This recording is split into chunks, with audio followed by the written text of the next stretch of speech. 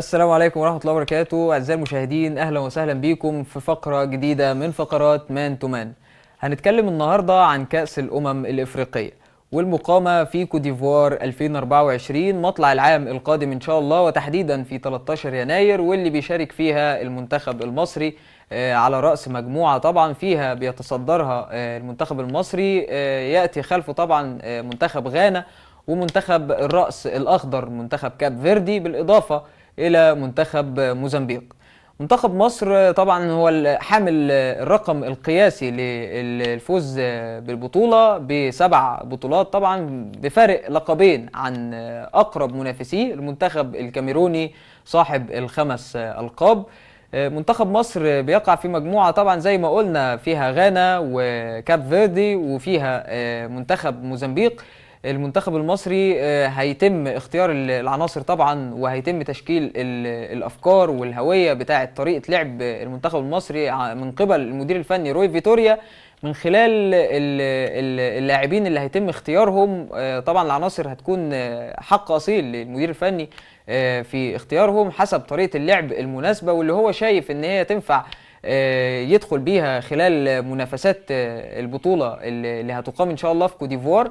المدير الفني للمنتخب المصري طبعا هيكون قدامه تحدي صعب جدا، خصوصا مع مجموعة فيها عدد من المنتخبات، مجموعة خادعة من ناحية الأسماء، تظنها سهلة في البداية، تحديدا بسبب تواجد منتخب غانا فقط كمنافس للمنتخب المصري في المجموعة، لكن حذاري من الاستهانة بمنتخب كاب فيردي أو منتخب الرأس الأخضر، خصوصا في البطولات الماضية قدم أداء كويس جدا وقدم أداء أكثر من جيد، وكان منتخب من ضمن الأحصنة السوداء للبطولات الإفريقية الماضية، بالإضافة كمان لمنتخب موزمبيق.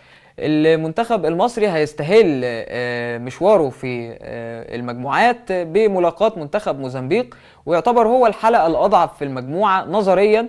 المنتخب المصري من الطبيعي جدا انه يقدر ان هو يكسب منتخب موزمبيق بعدد وافر من الاهداف، ويمكن ده هيريحه بشكل كبير جدا في الجزئيه الخاصه بالحسابات الرقميه فيما بعد، من ناحيه طبعا الاهداف والفوارق اللي ممكن تدخل في حسابات المجموعه.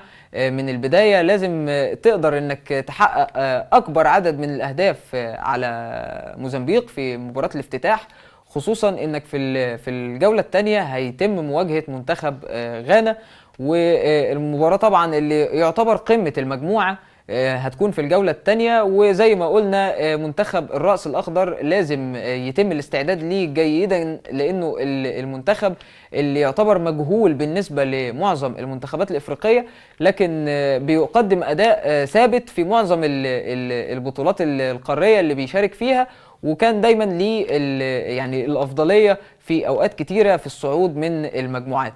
منتخب مصر كمان في حال تأهله من المجموعات هيكون امام اختبارات صعبه جدا واختبارات حقيقيه بنسبه كبيره جدا، وخصوصا في حال التأهل من المجموعات سواء كمتصدر او كوصيف، لانه من الوارد جدا يقابل واحد من المنتخبات القويه، وتحديدا من عدد من المنتخبات زي بوركينا فاسو ومنتخب الجزائر، منتخب الكاميرون، منتخب السنغال، منتخب كوديفوار، ومنتخب نيجيريا.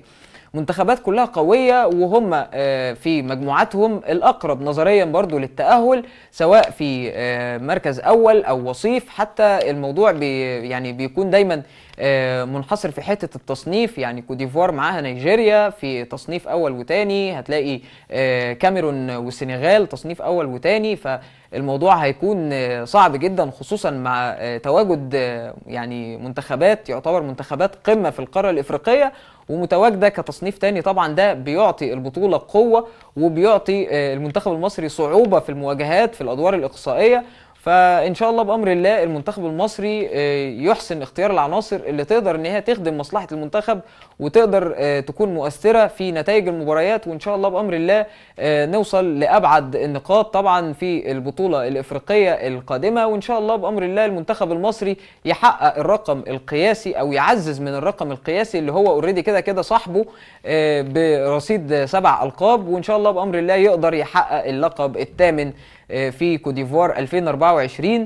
بس كده دي تكون كل حاجة معانا النهاردة، ونلتقي إن شاء الله بأمر الله في فقرات أخرى. شكرا جدا، والسلام عليكم ورحمة الله وبركاته.